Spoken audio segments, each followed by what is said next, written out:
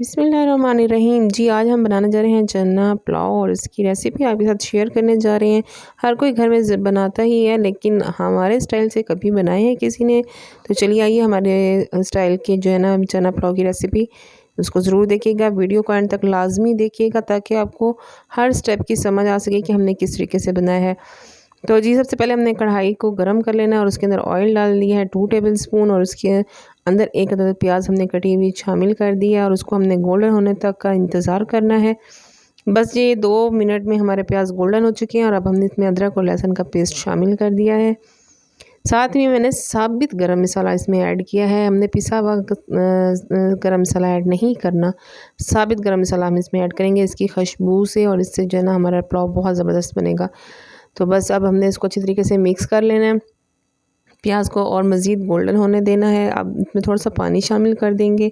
प्याज हमारे तकरीबन गोल्डन हो चुके थे। अब हम इसमें एक अदद टमाटर कटा हुआ शामिल कर देंगे। 2 गिलास राइस लिए हैं मैंने, तो उसके मुनासबत से मैंने ये जो है ना सारा मटेरियल लिया है। 2 ही हरी मिर्च लिए हैं, उनको भी काट के शामिल कर दिया। दरमियान में से कट लगाना है ताकि हमारे राइस जो है ना वो स्पाइसी बने।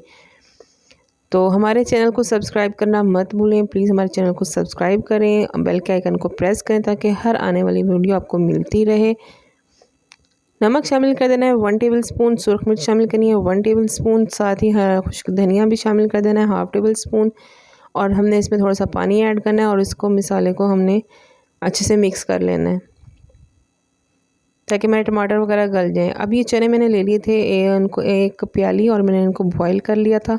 आप लोग भी पहले बॉईल कर लीजिएगा, नमक शामिल करके इनको अच्छे से बॉईल कर लीजिएगा क्योंकि ये काफ़ी टाइम लेते हैं।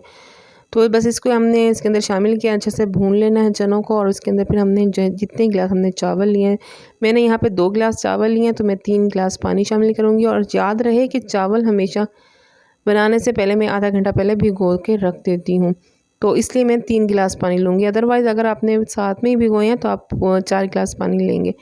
तो बस चावलों को शामिल कर दिया इसके अंदर और उसको अच्छी तरीके से हमने हिला लेना है। इनको मिक्स करके हमने इसके ऊपर दम दे देना है और ढक्कन दे के ना इसको रख देना है।